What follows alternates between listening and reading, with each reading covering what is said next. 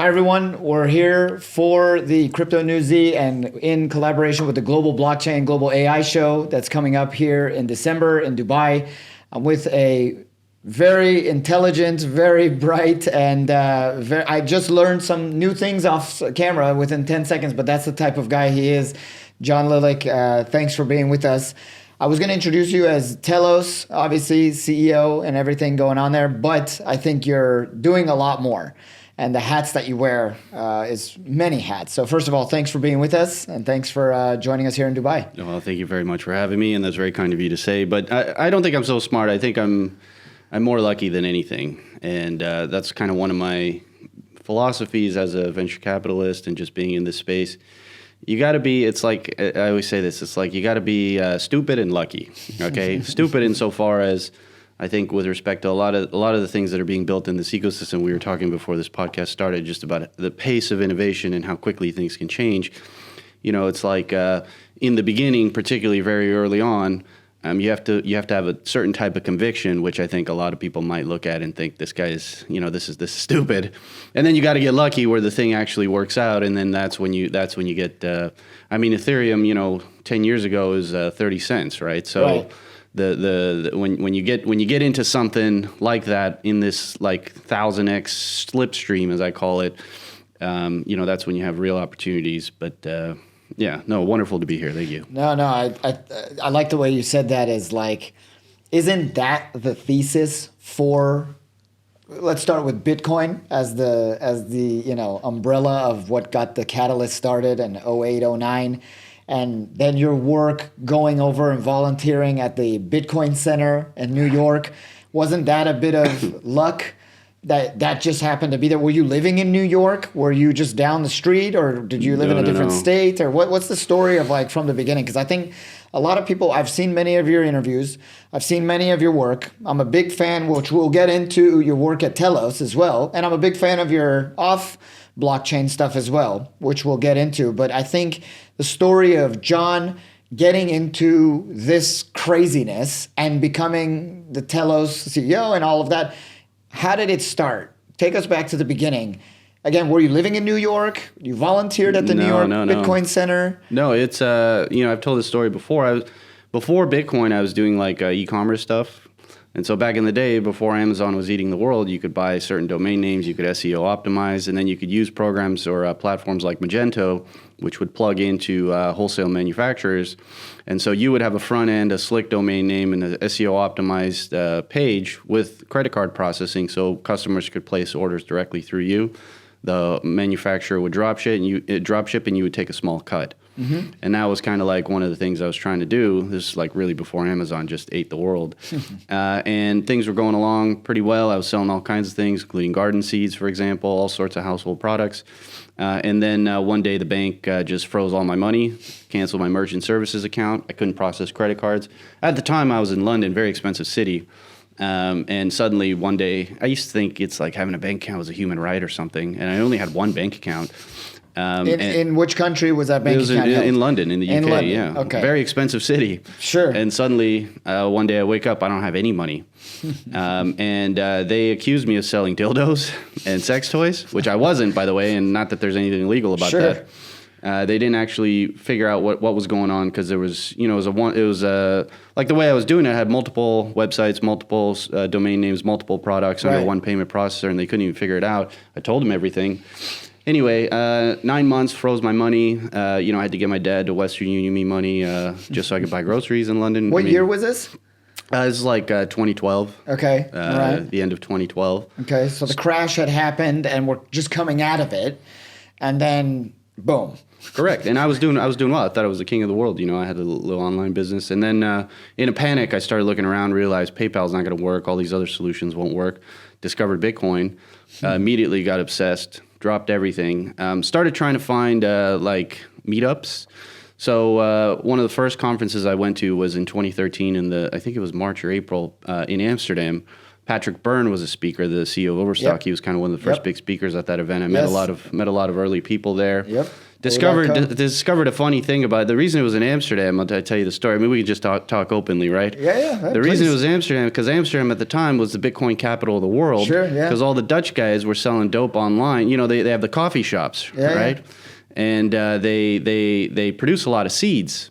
Okay, when you produce seeds, you have to basically pollinate female plants. Those are usually the ones that produce the flowers. Right. And so the flower becomes degraded. It's not really great for smoking, but you can produce really good hash. That's a byproduct. So they were selling hash on the dark web and earning tons and tons of Bitcoin. So in the beginning, you know, it was like Amsterdam was ground zero for a lot of this stuff. Yep. That's why a lot of these Dutch guys now are just, you know, Bitcoin billionaires and very wealthy and everything like that. And so the conference was there, huge event. I realized shortly after that on the technical side, which is what I was interested in, all the BitDev meetups were happening in New York City. Of course, there were some in Berlin and other places, but really it was, and to be fair, San Francisco as well. But so I went to New York City. I met a guy named Nick Spanos, a big fat Greek guy, although he's doing great now. He's lost a lot of weight. Yep. He's doing very well. Met some very early people. You know, I know a guy like Bruce Fenton, for example, very long time. Started volunteering at the Bitcoin Center right next to New York Stock Exchange, 40 Broad Street. For those that may not have heard, and by now, if you've gone down the rabbit hole of all things Bitcoin, even day one, you've heard of this. You've heard of the Bitcoin Center. But what was the Bitcoin Center like when in its earliest days? It was right next to the stock exchange. So imagine that. You got the suits, and then right down the street you got us. Now there was no word such as degen back then. No. There was no word. We were the new suits in our eyes. We just didn't dress like them or talk like them or act like them, but we were very forward driven. And I say we because I got my start in 2012, ironically in Amsterdam, from the smartest person in my life, Mr. Shadow Larson. You know who you are. And he was one of the brightest minds he graduated with Sergey Brin of all those guys in Stanford, just wanted to go back in Amsterdam, start his business. But long story short, ironically enough, I'm crypto mining as of December 2012 from Amsterdam, and I took it back to LA. So forget about that. What was the Bitcoin Center like when you walked into it those days? What was the energy? What was the talk? You got to understand Nick Spanos, great guy. So he runs a commercial real estate agency in New York called Bappel. So Nick was already very successful selling tons and tons of very large buildings, essentially. He's a native New Yorker. So he's the kind of guy who could get a space like this. Mm-hmm. First of all, it was enormous. Absolutely enormous. Okay. Yeah, like maybe 30,000, 40,000 square feet. Wow. And the ceilings. That's something you don't hear about. No, and the ceilings were like, it was like 3 stories tall, Oof. Right? It was just massive, right in the heart of Wall Street. It's just unbelievable. Not cheap. And to his credit, it was a nonprofit center, so he shouldered all the costs. Wow. And he was the first guy really that got heavy into Bitcoin, of all the early guys. And basically there was, so he was very involved with the Ron Paul campaign. Quite a libertarian, and a lot of the early Bitcoin guys, they heard about it through Run to Gold, which was a newsletter that appealed to a lot of these libertarians. And so that's how Nick got into all of this stuff. He set up the Bitcoin Center, had his commercial real estate experience, got a great venue, and then we just started doing meetups. That was really it. People started coming. At the time, it was very difficult to get a lot of information, a lot of reliable information. It was all super new and kind of like quite technical if you wanted to try to figure that. And also, it was like a little bit before kind of like YouTube influencers, and all the explainer videos and stuff. Right. So you really had to kind of figure things out. And so we ran the place for about a year. Pretty much everybody early on, like Brian Armstrong came, Jesse Powell came, the Winklevi came, Nathaniel Popper, who wrote that book, New York Times guy, he came. He actually did his book, his Bitcoin book opening or whatever launch party at the Bitcoin Center. I met a guy named Joe Lubin, who ended up being my boss, heard about Ethereum. And that's how I got into Ethereum. But the main thing was that the Bitcoin Center was just like spectacularly well located. We even had the Morgan Spurlock, excuse me, who unfortunately recently passed away. Yeah, super sad. Very sad. He was the guy that did the Super Size Me thing. He ate McDonald's for like a month or something. Correct. Yeah. Big feature on CNN, and I think that was kind of like the first big mainstream kind of like moment for Bitcoin in America on American media. It's a little bit. CNN wasn't as bad as back then as is today. So like, what was the talk from them? Like when they would come in, was it like innovative? Like, whoa, these guys are changing the world, or was it like, they're kind of weirdos thinking they're going to change the world? Or was it Yeah. somewhere in the middle? Yeah, it was well, I think they were looking for salacious things, but they were pretty fair, to be honest. Sure. I think Morgan was the key there. He's a good guy. Yeah. But there was, you got to realize, and you remember back then, it's not like today people are like, oh, you're a CEO, you're a venture guy, you're this credible person. Back then it was like, I'm some kind of like criminal or something. It was sure. not It was tough, right? Especially to be public and so open like that. Very true. So there was a lot of like media that would basically salacious media, essentially trying to kind of connect Bitcoin to all kinds of criminal activity, which is really funny because really in the end, when you talk about these dark markets and everything, pretty much everybody got caught. I even went to one of Ross's, because the trial was happening at the same time in New York. Right. Everybody got caught because the reality was that, Bitcoin is the worst thing to use for criminal activity. I mean, the whole thing is there. You can track everything very easily. But they were always looking for those kinds of angles. And then eventually, I would say also another thing that happened, we had a lot, this is a credit to Nick Spanos in particular, meetings with like actual Wall Street people. Right. Like the guys running the banks and all that stuff. And so. And early days, what were they saying? They were saying publicly or officially, they were saying this is crap and it's all, this is because they had to. Correct. And privately, it was like, I'm taking a position. You know what I mean? I'm mortgaging my house. I'm leveraging up. How funny. So I mean, not funny. I'm not surprised when I hear that because they're not dumb guys. They're after their literally 1% to 5% like moves the needle, can get them bonuses and crazy amounts of success and money.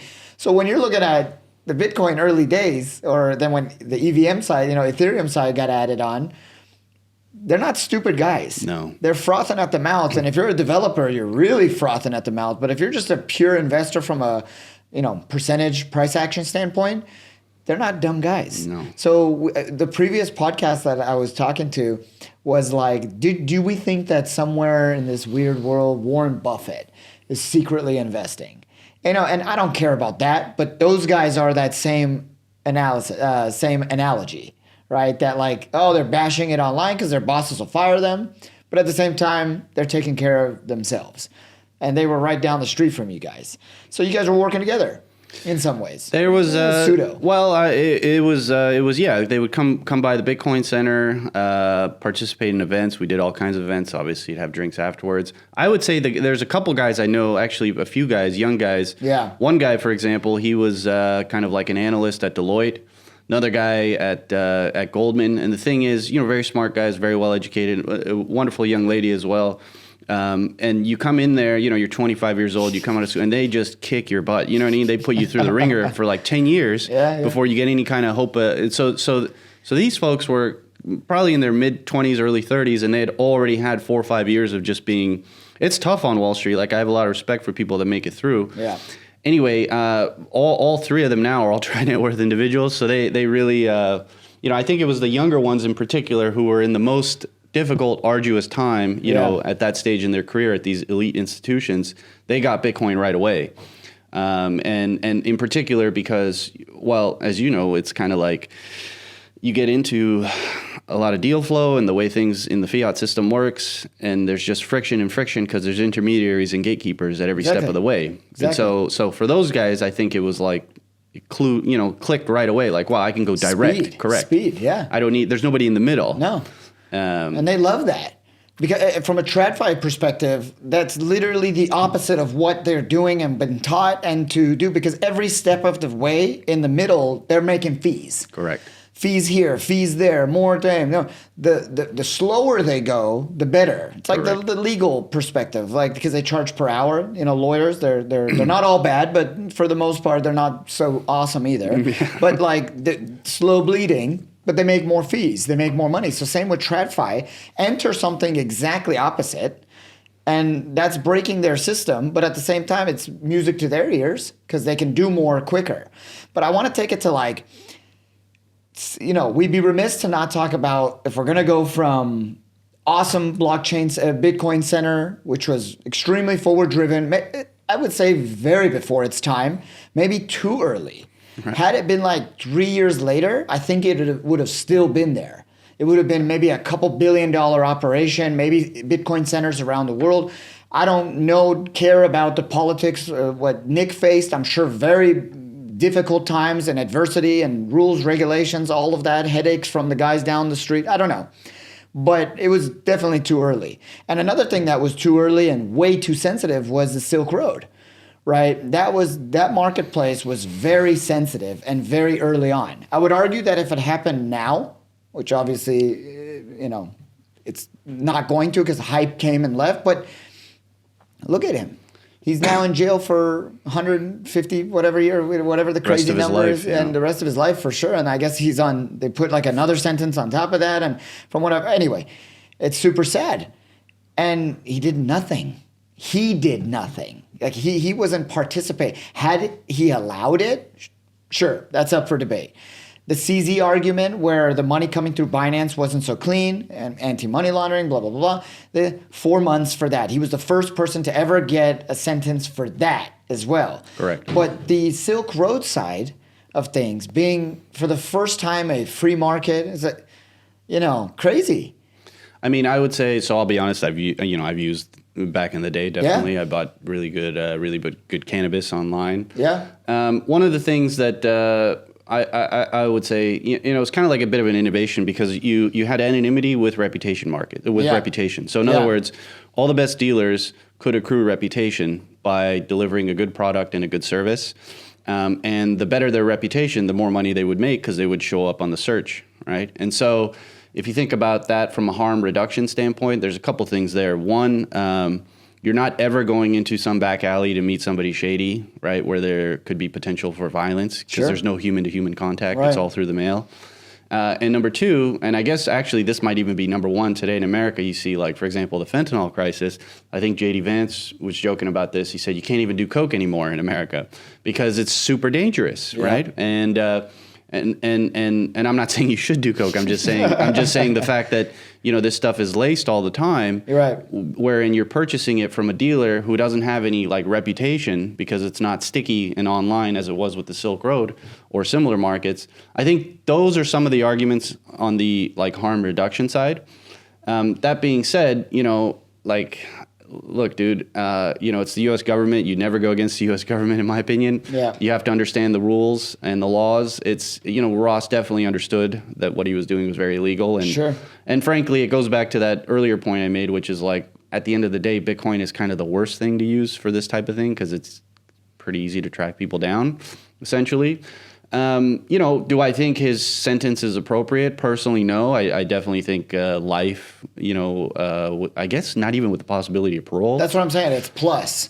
Yeah. Yeah, that's a bit extreme. I know that Trump's talking about, communicating his sentence. So we'll see how that goes. But it does spark. Think about that. Yeah, I mean, it does spark a bigger question because at the same time, like, you're from California. I used to have a house in LA and spent time there. And New York as well. I visit quite often, and I have to say, I'm pro cannabis. I've smoked a lot of weed in my life. Don't get me wrong, but I don't think it's also great that there's just everywhere you go in New York right now smells like weed everywhere all the time, right? Sure. Especially if you have kids or whatever. Right. So there is like a weird balance that I think we have to figure out. Look at the cycle. Right. We banned something for something else that now arguably is worse for society. Right. But it all came from the core of technology. Right. And we killed it and we hurt it. And yet you want to put people in bad places not using technology. That's what blows my mind here, right? Because technology is at the core of what we're talking about. The blockchain and the communication of the blockchain technology as a currency is crypto, is Bitcoin in early days. But you wanted to kill the technology part. For what? Yeah, it goes against your system. You're afraid of it and all of that. But look at the wonderful things that could have happened. Sure. The fentanyl example, because you knew where you were getting it from. Now, that doesn't say it wasn't going to stop all of that, but you stopped it before it could have been something. Yeah, or too early days. Well, or potentially you reduce the tremendous harm that we've seen since, right? And in that particular example, I think it's really the innovation, as you say, the technology side of it, having anonymity, while also having reputation. Right. That's kind of like enabled by, at the time people thought anonymous payments, which Right. really were pseudo-anonymous. But nonetheless, that innovation translated into good reputation, which means now you have dealers who are Yeah. incentivized not to sell you stuff that's, Right. going to kill you, right? So So on the tech side, you switched over, I guess, from early day Bitcoin Center. Then you were early day Ethereum developer side. yeah, With the consensus guys. Everything, and I believe you were there for 6-7 years. 6 years, yeah. 6 years. So early days Ethereum, very exciting, very fast, lot of building, lot of failing, lot of successes. What were those days like, early day Ethereum? And I guess we know the successes, but was there any like failures that could have been successes that you feel you worked really hard on and maybe didn't make it, or just a success story from that time very early on and maybe people won't find on the internet? Yeah, sure. I mean, I would say even before Ethereum, I was dabbling in the altcoin market, or you could even call me an OG shitcoiner, I guess. Were you ever a miner by any chance? Did you ever mine? No, I never mined, but I did. 'Cause I was a shitcoin miner. Oh, right. And then, like, not by choice. Like, that was our biggest mistake. Had I just kept with Bitcoin mining, maybe we wouldn't be here right now. I know I like to say otherwise, but like, yeah, I was a shitcoin miner. So there you go. No. My first foray was into Quark coin. I saw a YouTube video of a guy named Bill Still, and I made a bunch of Bitcoin off that deal. It was unbelievable. And then things started happening, right? There was like innovation. Mostly people would fork Bitcoin, change some parameters, launch a new coin. Correct. And then, you sort of have this kind of problem of having to generate network effects, right? So Litecoin was able to do that because it was the first. Many others tried and ultimately failed. Mm-hmm. And it became clear that like generalizing this problem was an opportunity. NXT was kind of something that I was looking at even before Ethereum, thinking about like essentially smart contracts or generalizing a virtual machine. Vitalik obviously did a great job of putting that together in a white paper, and then Gavin Wood formalized it with a yellow paper. And then Ethereum, what it did very well was, I think, first of all, the timing of it was spectacular because we had just come out of a couple of years of this like weird Bitcoin forking thing that just wasn't working, and a lot of different attempts at trying to build out the promise of the blockchain, and so the timing was very good, and then they kind of like the developer momentum somehow really caught on. I think largely because Solidity is quite familiar for developers.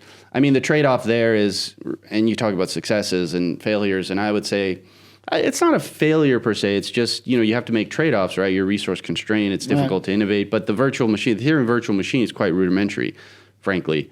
Solidity is like a user-friendly or a developer-friendly programming language, but you can quickly reach the limits of Solidity.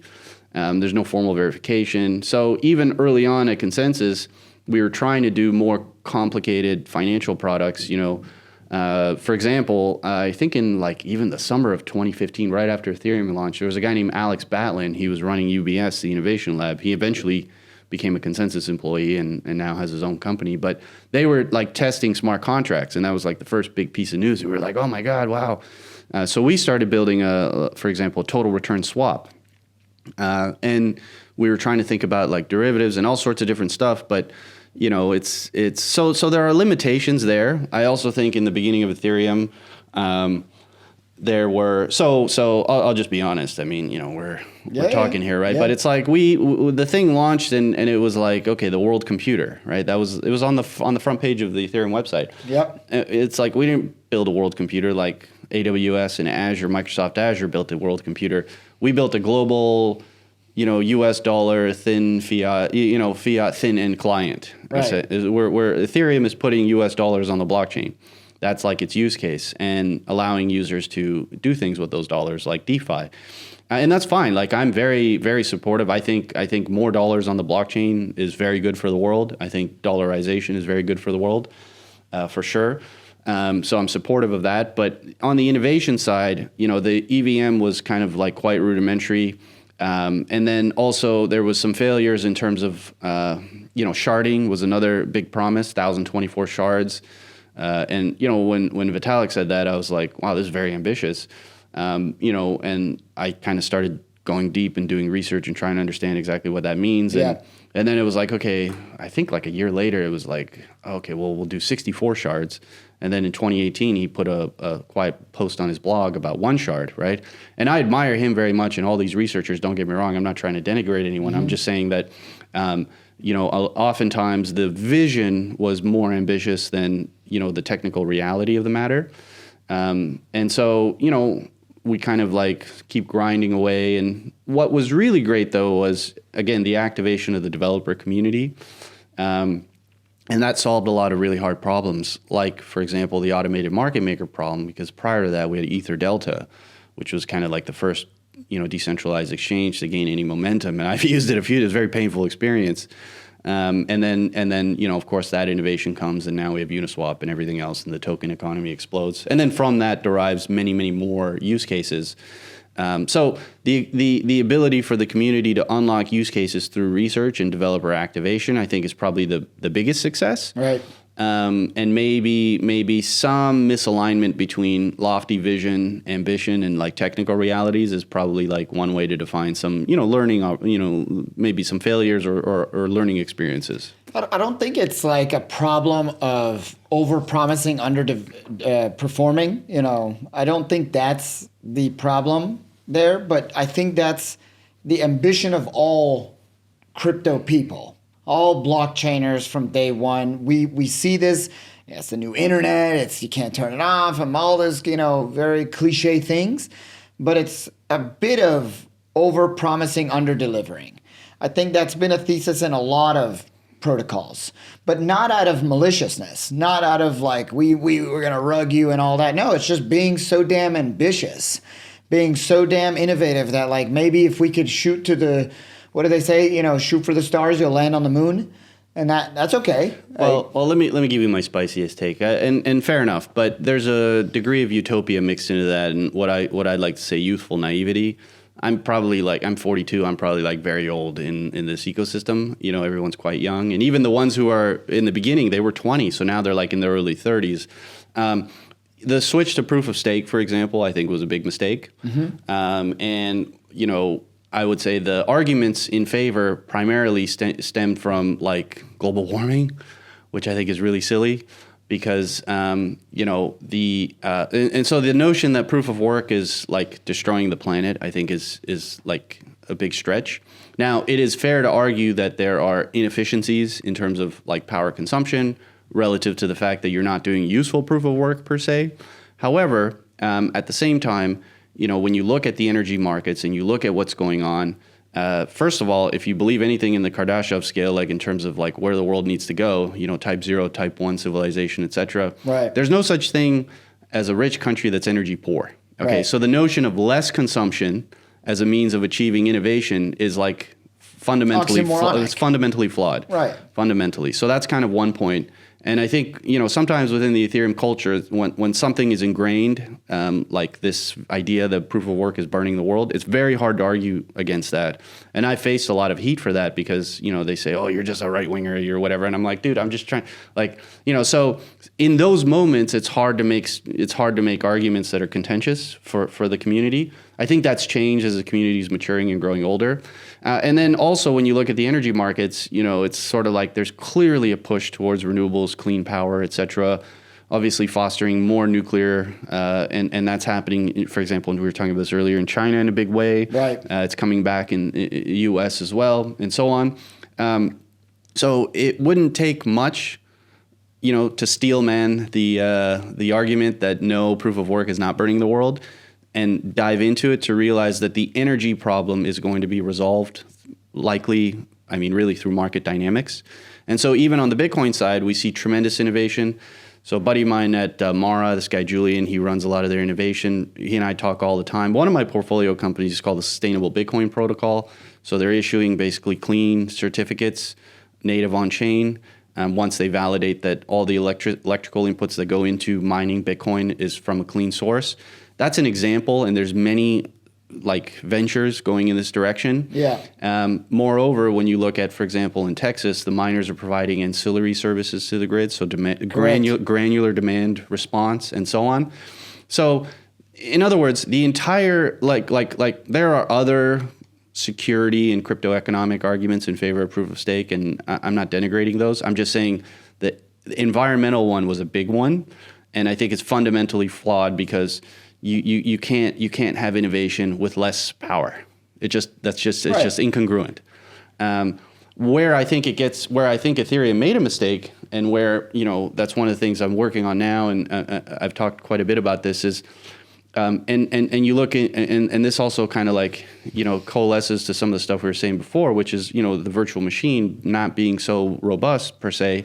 Actually, as a ZK execution environment, Ethereum is not really efficient.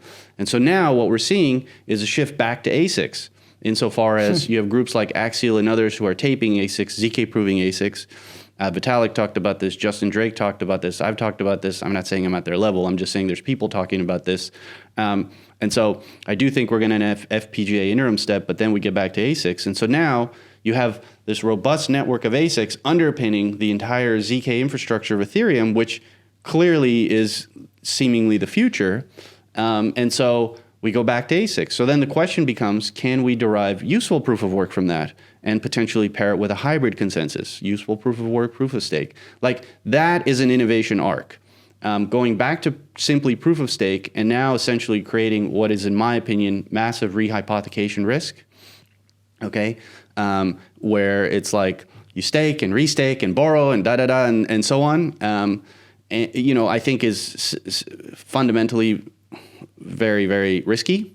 And then you create entry barriers, right? It's like you need 32 ETH to participate fundamentally in.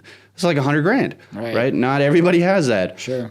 So you look at other things, like for example, delegated proof of stake. You don't have that requirement because there's no custody, and so on. So now what we have is a lot of rehypothecation risk. At the same time, we have this ASIC ecosystem brewing on the ZK side, which really, I think, if you follow that and you go deep into it, you realize that that's where the ZK ecosystem of Ethereum is going. It's going back to ASICs. Whether it happens this cycle or in the next 4 or 5 years, I don't know. We'll see. But nonetheless, that's where it's going. And so, those kinds of, going back to what we were saying before, the Ethereum is very lofty, it's very ambitious, but it was also very young, very utopian, very idealistic. And I would say from like a political perspective, very left, which is fine. And I get it. I'm not saying that. I'm just saying that part of it, specifically when it came to arguments on the technology side, let's say, that were counter, like, political views, such as maybe proof of work won't destroy the planet, those would be soundly rejected and not even considered. And I think, there has been a lot of maturation, don't get me wrong, and I think the entire ecosystem is in a better place now. But I would like to see this kind of argument of what. And by the way, also on the regulatory side, I think when you like in America, there's a principle, federal statute of limitations 5 years. In terms of like civil actions, right? So if you commit some infraction, the SEC has 5 years to sue you. And if they don't sue you, they can't sue you after that. Or maybe they can, but it's very hard. So now you have Ethereum, which is proof of work, and it's sort of gone through significant amount of time. It seems to have gotten approval, or rather, no action. And then they switched to proof of stake, which nobody wanted to talk about at that time. But like, do we then create new risk? Because does it become something else? Right. And sure enough, here we are. Like, obviously the SEC action has ramped up. By the way, this isn't conspiracy theory stuff. My old boss, Joe Lubin, who's probably one of the most respected, entrepreneurs in the space, sued the SEC. And he's on national TV saying the SEC is trying to disconnect America from Ethereum. And the lawyers are saying it's because the theory being once it switched to proof of stake, it reset the clock and the thing became something else. Okay, so that's what I'm saying. Like that part of the naivety of Ethereum, I think, needs to work itself out a bit. But it's just my take. I don't know. The same argument for the global warming thing hit the miners the same way. You're hitting the most important people in early days, the miners, and saying that the energy consumption is the problem.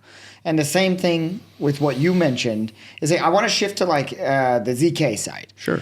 But I kind of also bring in Telos here because of the work there. Sure. And you can speak to what you're doing, but what sector, because you mentioned the ZK side of the EVM. What sector kind of turns you on the most about it? Because I know the Polygon guys did a lot with the IDs, identification. I think that's a very useful, ground level case, which is 6 billion people, 8 billion people. Eventually, will go digital, and then zero knowledge being at the core of the blockchain side of it. What sector most excites you about the ZK EVM rollouts? Well, recursive proofs in particular. And so, we've developed something called SnarkTor, which is our decentralized recursive proof protocol. Telos has Correct. done that. Yeah. And our lead ZK researcher, a guy named Alberto Garofalo, somebody who's I admire very much. He's a great guy. And actually, we've got like 12 PhDs now. This year, a lot of people don't realize we've become very technical, doing work with RISC-0 and others. And so recursive proofs are really important because they allow you to build trustless bridges. And so trustless bridges are important because you can avoid things like, the Ronin hack. Or you can, inside job. Or? Well, hard to say. I would say personally, most of the time, and not calling anyone out specifically, but I think most of the time they are. That's what I'm saying. Most of the time, when the honeypot gets big enough, it used to be taboo. It's no longer taboo. Yeah. We got to ask the hard questions. Sure. The same thing is going to be asked in Wall Street. Sure. If the same shit happens in Wall Street, the same things will happen. And anyway. Yeah. So that's where ZK is most exciting to you. Correct. And so, with recursive proofs, it's kind of like this notion that on-chain, proofs are very expensive to generate and put on-chain. And so that becomes a barrier for users.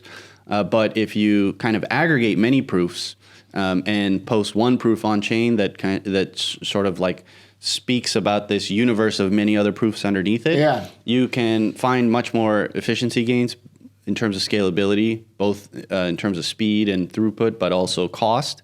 So now you can deliver to the customer an opportunity, you mentioned ID, to generate a proof on their mobile device, for example, that they have a valid ID before they go and rent a car or whatever. Correct. And that can happen in a very, very, seamless experience at a very low cost. Yeah. But then at the kind of protocol level, you can also connect different chains in a very elegant way without needing any sort of reliance on an intermediary to facilitate that for you. And that becomes, you look at, for example, ag layer or aggregation is like a big term right now. Right. With liquidity, fragmentation, et cetera, being a hot topic. But that's kind of like, how do you, in a trustless way, enable liquidity to flow through this constellation of many different L1s and L2s without this intermediary risk? That's the part about this that I'm most excited about. And Telos is really trying to kind of sneak in there with its own type of ag layer competitor, if you will, powered by SnarkTor. So that's sort of our focus on the ZK side. So I'm a low-key Telos fanboy.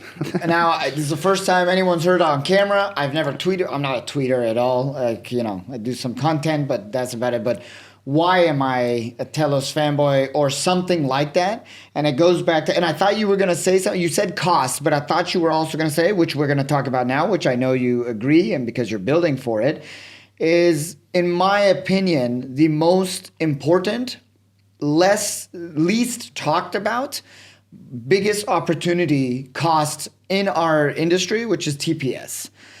The TPS rates and how we can up those and compete that one day, this is the argument of the Visa MasterCard situation, we can't beat them, blah, blah, blah. But say, well, now you guys have a very strong TPS that's doing a lot of great things. Now when you're talking about identification on ZK and then all the way to the other side of the spectrum with payments, I know you guys have an exchange. You guys are working very diligently on many things, but speed is what has not been focused on for the longest time. Quality of the speed. And so TPS rate, what are your thoughts there about maybe what you guys are doing or in general about what I say? Agree, disagree? No, totally agree. And I would say also, people talk about AI agents or the machine-to-machine economy. You're going to need very high throughput to facilitate all of that. In addition to that, you're going to need fully provable infrastructure, which is why the ZK side of it is important. At Telos, I guess that's always been a key consideration. So at the base layer, there's a delegated proof of stake system running Antelope, which is a very performant VM. And inside of that VM, we emulate the EVM. And the emulation is, and so that's done in Rust and Wasm natively. Right. And so we end up with 15,200 transactions per second inside the EVM. And I think, as far as I know, that's been pretty much the most performant EVM in the market, and it's been out there for three plus years now. Now, it's not all so simple. There are trade-offs with everything. And so when you have this kind of a configuration and you're emulating the EVM as we are, you tend to have stability issues. So RPC endpoints, for example, subgraphs fall over, et cetera. Very similar to like the growing pains Solana had as it would scale up. And they've taken some novel approaches. And so we've been working very, very hard the last few months on the paradigm RETH implementation of Ethereum, which we've now upgraded the EVM from 1.5 to 2.0. And so the paradigm RETH implementation, I would say, is probably the best piece of innovation to come out of the entire EVM ecosystem, like in a very long time. And what it's allowed us to do is have extremely high performance. So the 15,200 transactions per second number is benchmarked, right? It was fuzz tested by Sentinel. It's been tested by others. It's not just a number I'm saying. But now the stability side of it is very, very, very good. And so we're going to be releasing that imminently, like any day now or any week now. I won't. We'll be announcing the date very soon. Right. And so from that standpoint, what we look to offer is a tremendously fast EVM. But again, you have to bridge into it. Okay. And so you can use something like Layer 0, for example, or you can use the Telos web wallet. But really, when SnarkTor is ready, the idea is now with recursive proofs, you can bridge into it, but do so in a trustless manner. And so now it's kind of like you can create this like very high throughput EVM and service the EVM ecosystem. That's basically our philosophy, and that's how the two things sort of come together, and we hope will deliver a really, really performant solution. I think that is extremely important for the next generation of blockchain. Just as any protocol layer doing any specific part of the industry, if you're attacking payments, if you're attacking zero knowledge with identification, if you're attacking, I even wrote, Telos X gaming, because gaming is going cloud.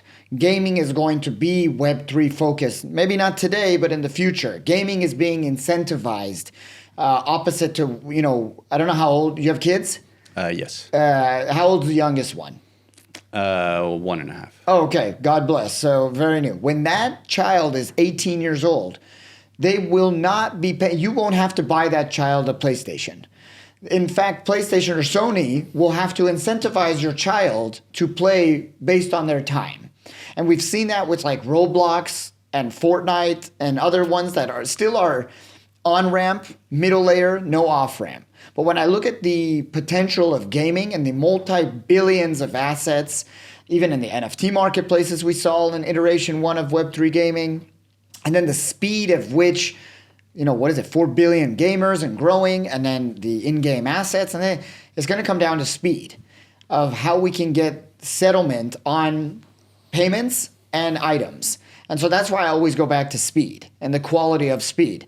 So, I big Telos fan because of what the speed is being able to, what you guys are accomplishing on speed. I would say just real quick on that point. Yeah. To be honest, I'm not a gamer. I've never really played. I had an original Nintendo. Okay. That's how old I am. But but your kids are going to be gamers. Yeah, maybe in some aspect. Sure, probably. But what I am a big fan of is fully on-chain games.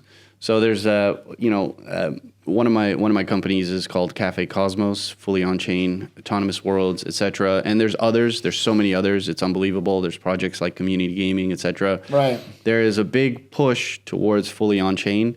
What fully on-chain I think really unlocks is entirely weird new possibilities, particularly if you're talking about like autonomous agents within these games and then being able to kind of like move between games. Yeah.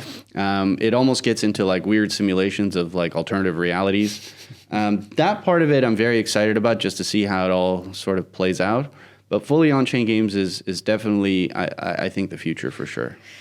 So gaming, I just came back from yesterday as this podcast is being recorded. the Telegram Open Network Conference. Yes. Were you there? Yeah, I got a bunch of friends there. Okay, cool. And then 2 days before that, we had Binance Blockchain Week. Yes. So the biggest exchange and the biggest dApp market, I would say innovator in the space in that side, in 2 back-to-back in 4 days of 2 different conferences, had the same theme. And one of those major themes was gaming. Yes. The second major theme was DeFi. But the biggest theme above those 2 was memes. If you would have walked the Binance floor, you would have seen Meme Land, Pepe, whatever. I'm not really well versed in that. I know enough. We have to, but it was very meme driven. Then you had gaming, which is not ironic. That's understandable. And then you had meme gaming, so that's another subsector. And DeFi as the bastard child sitting on the side. Right. Because the UX has been terrible, all the clunky things we know about DeFi. But as a theme, those were the themes of the 2 biggest conferences, arguably on both sides of the spectrum, from exchange to dApp market to communication, all things Telegram. What are your thoughts about those themes? And it was sprinkled in AI. So I wrote here, DeFi gaming, gamified DeFi.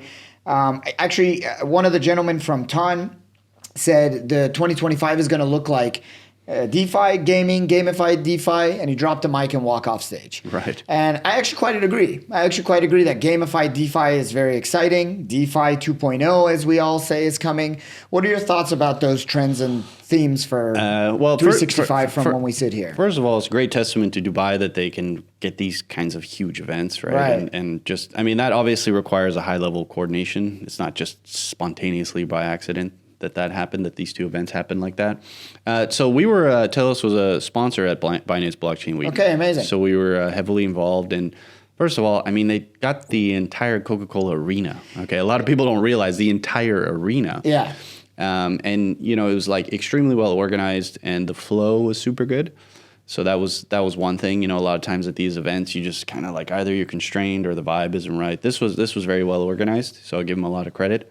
In terms of some of the themes you mentioned, well, let me start with memes. And I would say, like a lot of people in the space who know me know I run my venture fund. And so I'm, a VC as well. And I totally understand the reaction to memes because there are so many projects that have very poorly constructed, basically token launches and token models.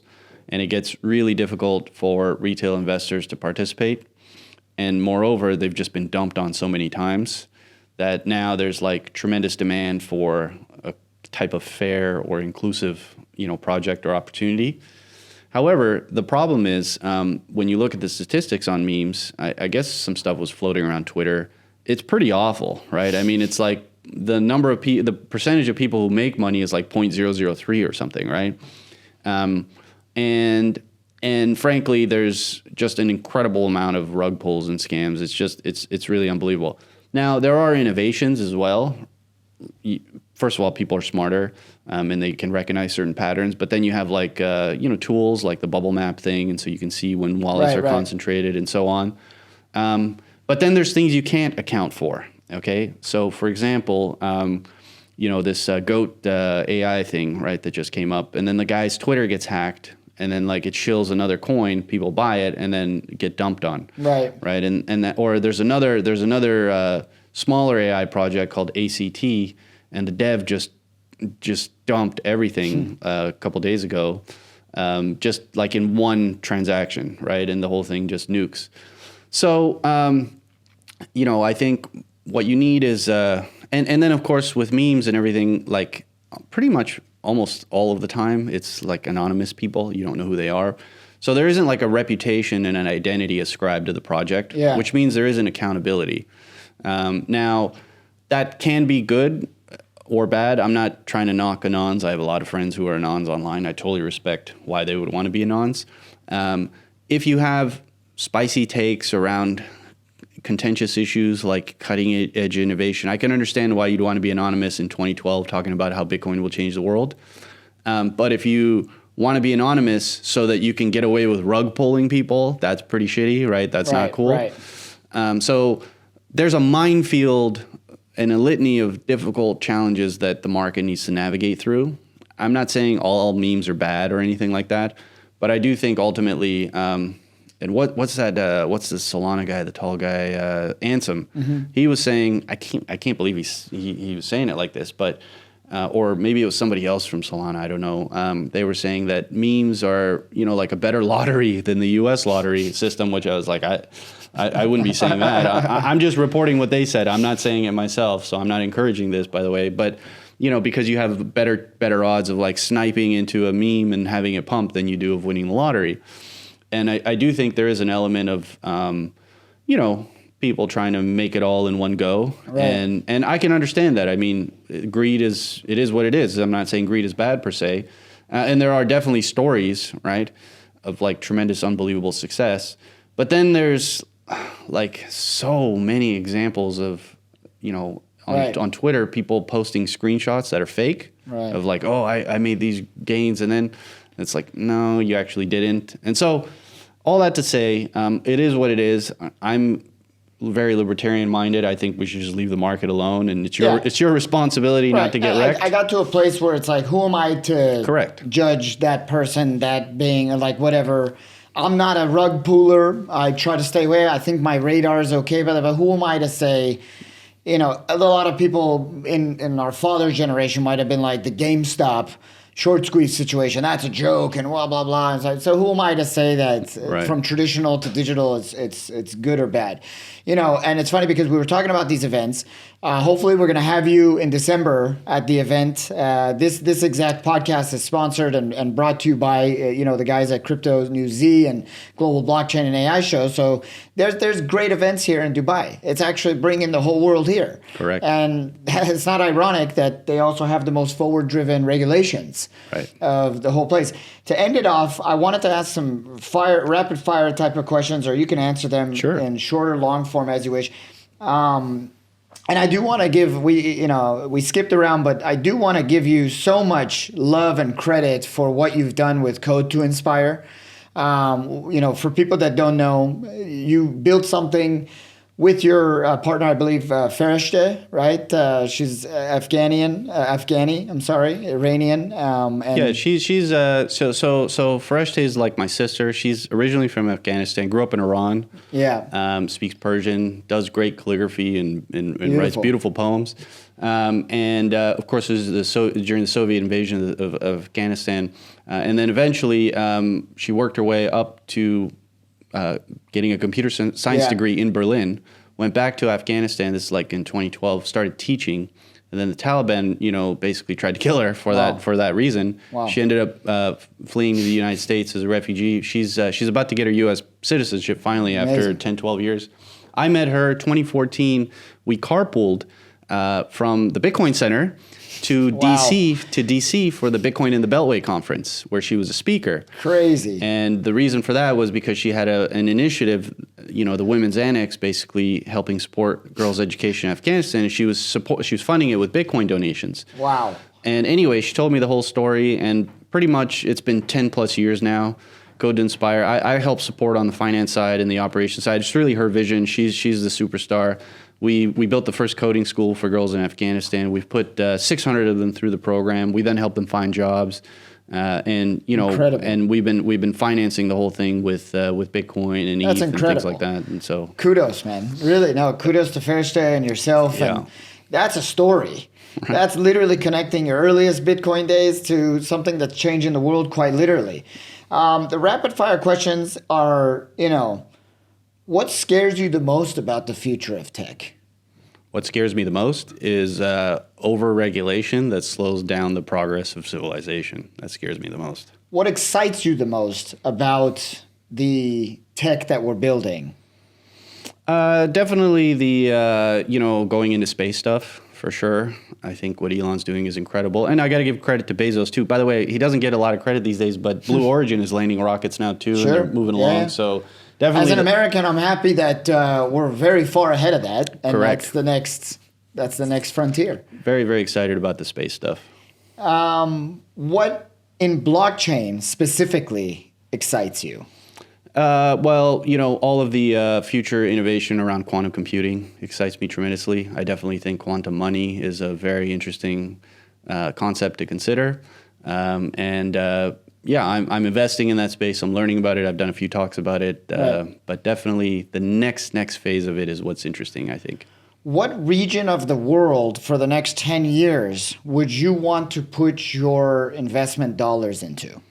Well, I'll tell you one thing. If the orange guy wins, okay, and he's talking about removing double taxation and doing a lot of innovative stuff, and Elon cutting the government, et cetera. Yep. I'm not making a political commentary. I'm just strictly from a business standpoint, innovation. Right. If it's Trump plus Elon, I would move back to America. It's funny you say that because we're all I'm American born, American raised, but I came to Dubai in 2017 because there was nothing going on in blockchain. Right. In fact, it was going ass backwards, and the tax and the hate and all this, and now the SEC is taking down every Uniswap and. Okay, look, a lot of them are bad eggs. If you're doing something bad, you deserve to be taken down. For sure. Period. For sure. And if you're hurting people, you deserve to be taken down twice as hard. So I'm okay with that. But we got no innovation going on. So I'd love to go back home too, right? I'd love to go back home and have a hub here. Now, I can't ever leave Dubai because of what it's given me and what it's done. Yeah. But this combo... And I would sprinkle in this new energy. And I know you live in Hong Kong most of the time, but the new energy coming out of Southeast Asia is insane. Correct. And they have the retail market. See, Dubai and the GCC doesn't have the retail market. They have the institutional market and the money. But the retail market comes from the Far East and Far West. So, speaking of the orange guy or the other, laughable crazy lady, election thoughts, you don't have to give a prediction or anything. What are your thoughts? We're 3 days removed. It's very polarizing. If you have any thoughts, you can say what you want, prediction or otherwise, but what are your thoughts? I mean, I think that, again, I'd love to see whatever candidate reduces regulation, promotes innovation. That's really what, I can't vote because I'm not American, but that's who I would vote for. To me, it's pretty clear that's Trump right now. I do think there's a lot of, especially on the crypto side, people who are trying to make progress with the Democrats, and I give them credit.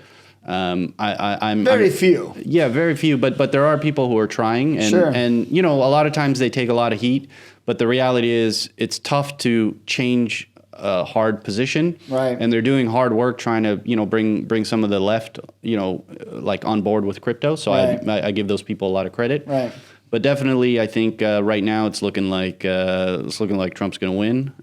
But I remember the last time, and it was kind of like a sudden surprise. So I'm not. We'll see. Like when everything is finally tallied, I'm not betting either way this time around.